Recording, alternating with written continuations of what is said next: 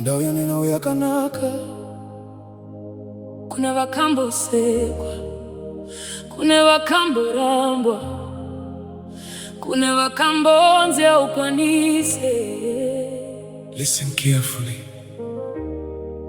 Inguva.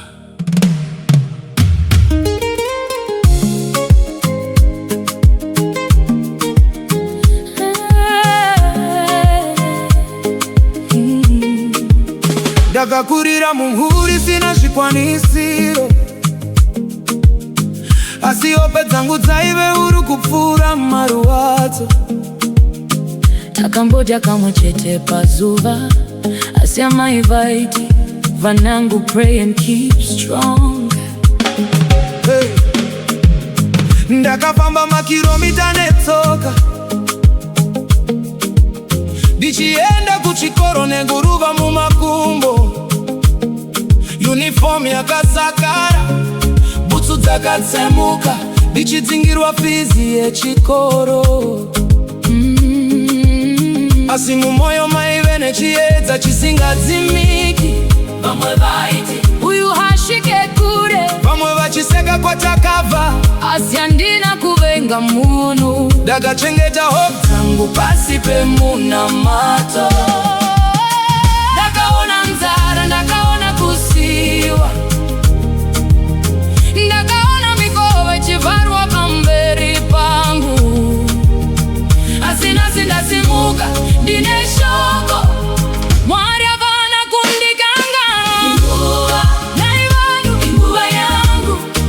Misodzi yandachema yashanduka mufaro. Hey, inguva, nai Afrika, simuka uone. Mwana wevu nasi ava kupenya.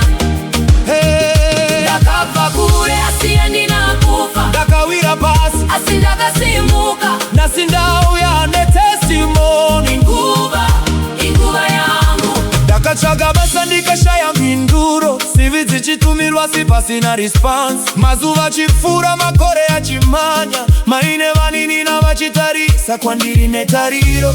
Ndakambofunga kuti pamwe ndiri guest, ndichiona vamwe vachienda mberi, asi handina kuziva kuti Mwari ainge achiri kundivaka simba remukati. Ndakambobva ndichitsvaga upenyu diaspora, ndichisiya vandinoda nemisodzi mumaziso. kufamba munyika dzevamwe hakusinyore, asi nzara yemangwana yakandisunda mberi. kune vakamboshaya mari yerent, Kune vakamboshaya mari yeschool fees, kune vakambochema usiku wese.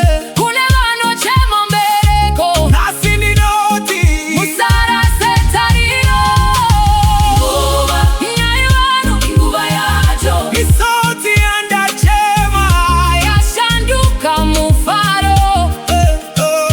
Inguva, Nyai Afrika, simuka uone. Mwana wevu nasi ava kupenya, ndakabva kure, asi handina kufa, ndakawira pasi, asi ndakasimuka. nasi ndauya nenhau dzakanaka. Inguva yacho.